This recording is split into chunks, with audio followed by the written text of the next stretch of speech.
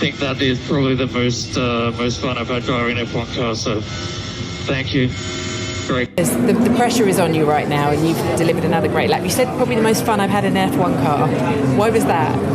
I mean, it's just the circuit. I mean, I think also probably the satisfaction of being on pole helps, obviously, but it's an amazing circuit to drive. You know, the high speed corners are right on the edge of being flat out or not. Which, you know, there's some tracks we go to where, you know, there's some reasonably big corners that are flat out, but this is, you know, really the edge of can you do it flat out or not? And, you know, you never gain much time by doing that, but it always feels satisfying when you can. So it's just an awesome track for an F1 car. You know, so much downforce, so much grip, and so many high-speed corners. So I think obviously being on pole helped that feeling, but even if I wasn't, it's an awesome place to drive. But the strong reaction, you know, like it happened away from the track. It happened in the review we made of the episode, understanding why we find ourselves in this unfortunate circumstance. And I have to say, I'm very proud. You know, like our culture has been tested by certainly a hard situation. I think we emerge even stronger, even more aware that we have work to do to make sure that we don't have to face these kind of situations, but at the same time, I think we have proven that we have a really strong team that we can be very proud about. And then it was important to transfer this sort of reaction, review, response, adaptation to what we are doing trackside. So good result today. Good result yesterday already in the sprint quali. I think we see that there's some aspects to improve in terms of car balance, especially on Lando's side. There's high tire wear, graining.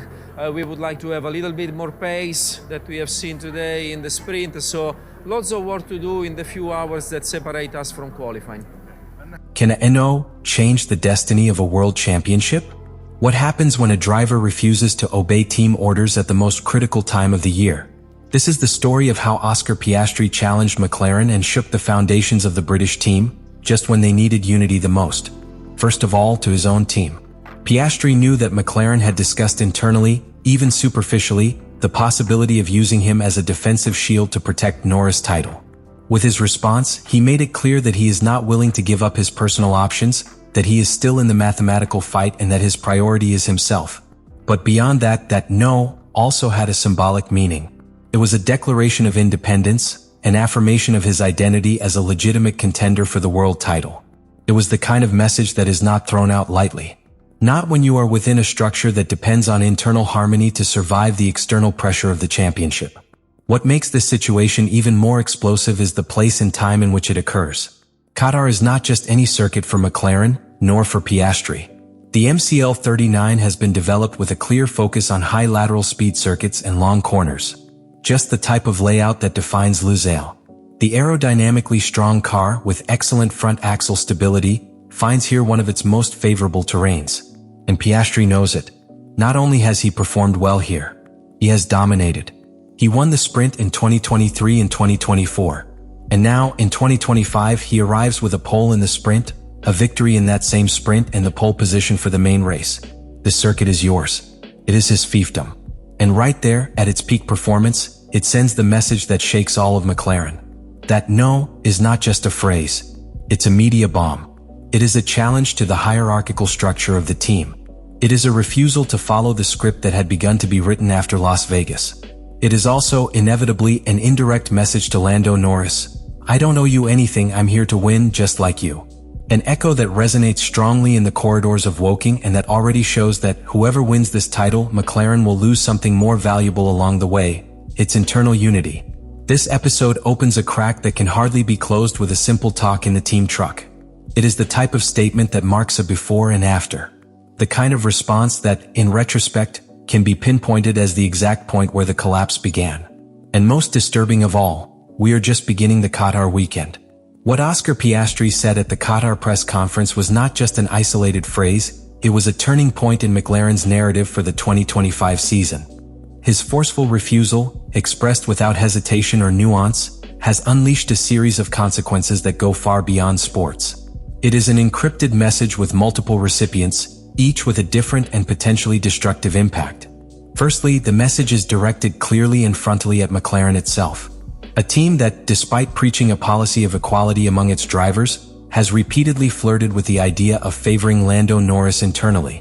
They don't say it openly, but they haven't completely hidden it either.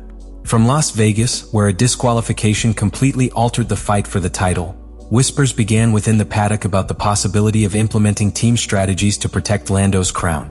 Piastri's no acts as a direct block to that narrative. Now, if McLaren tries to use it as a tactical tool, it will not only face internal resistance, but also public condemnation for contradicting its own principles of fairness. What aggravates this situation is that McLaren has been, up to this point, one of the great redemption stories of modern Formula One. They went from mediocrity in 2020 to technical dominance in 2024, winning the Constructors' Championship and rebuilding a team culture based on meritocracy and mutual respect. But all it takes is one crack for that entire castle of harmony to begin to shake. And Piastri's no is not a minor crack. It is a declaration of rebellion, autonomy, and above all, individual ambition above the collective project. Meanwhile, Lando Norris isn't doing too badly. In fact, he is still the championship leader, and his consistency throughout the year has been impressive. But in Qatar, he is not being the fastest. And that puts him in an awkward position. Because while it depends on himself to seal the title, a victory combined with adverse results for Verstappen and Piastri could mathematically give it to him, it also depends on his teammate not hindering him.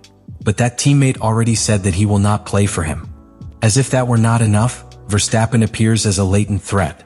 The Dutchman is not dominating this season like in previous years, but he is still there.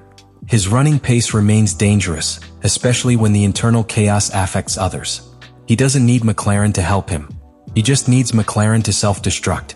If Piastri and Norris cancel each other out, he will be ready to capitalize.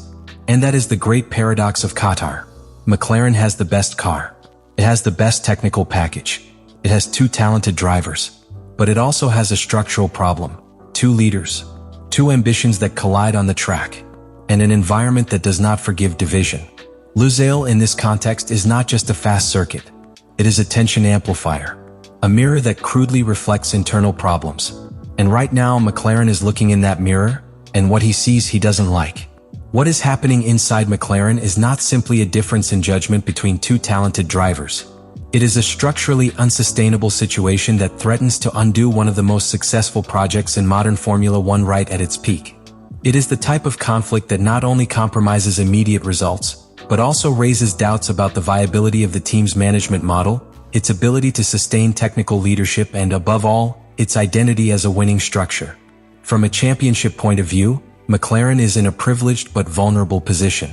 They lead the Constructors' Championship with a solid lead over Mercedes and Red Bull. In theory, if both of their cars regularly finish on the podium, they should seal the title without too many complications. But that equation only works under one assumption: cooperation. A double threat strategy. Two pilots rowing in the same direction. And that no longer exists. Oscar Piastri's no has fractured that synergy. What was once a joint force has now been divided into two individual objectives. Norris wants to secure his first world title. Piastri wants to take it away and show that he too is capable of leading. The problem is that, as ambitions are divided, strategic resources are also diluted. There is no longer room for joint optimization. Now each maneuver must be measured not only by its impact on the championship, but by how it will be perceived inside and outside the team. If you were Andrea Stella, team leader, and you knew that a correct order could secure you the driver's title, but at the cost of breaking the relationship with one of your most promising talents, would you give it? If you were Oscar Piastri and your team asked you to give up a victory to Norris, knowing that you still have a minimal mathematical option of being champion, would you accept? What if you were Lando Norris? Would you trust a team that doesn't protect you when you're so close to achieving your first world championship? Or would you demand that all resources be aligned in your favor, as great teams do when a title is at stake? That's why I invite you to leave your opinion in the comments. Let me know in the comments what you think about all this.